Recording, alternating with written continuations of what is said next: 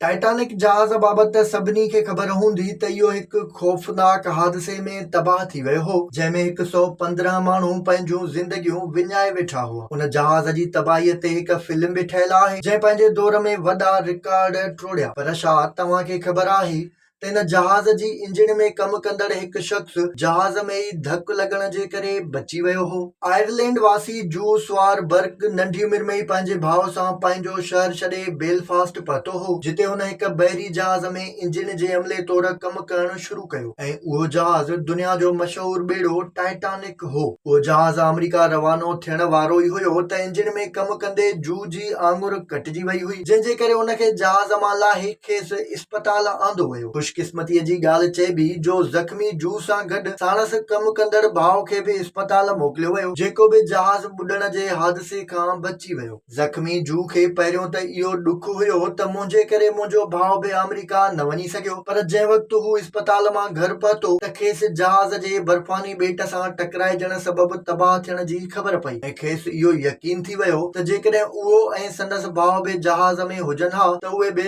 ज़रूर न बची सघनि हा। जू जे भाउ उन वक़्तु साफ़िन खे ॿुधायो हो त जंहिं वक़्तु जहाज़ तबाह थियण जी ख़बर ॿुधी त असां हैरानीअ में ई मरण वारा हुआसीं, छो त इन जहाज़ लाइ चयो वेंदो हो त उनखे ख़ुदा बि नथो ॿोड़े सघे। टाइटैनिक जहाज़ में धकु खाइण जे करे बची वियल जू सिहतयाब थियण खां पोइ नेवीअ में नौकरी करणु शुरू कई हुई, जंहिं दौरान हुन पहिरीं ऐं ॿी महाभारी वेढ़ में बि हिसो वरितो हो ऐं एज़ाज़ बि माणिया हुआ ऐं उहो हमराह 52 सालनि जी उमिरि में ॿी आलमी जंग दौरान लॻल ज़ख़्मनि जा घाव न सहंदे लाॾाणो करे वियो हो।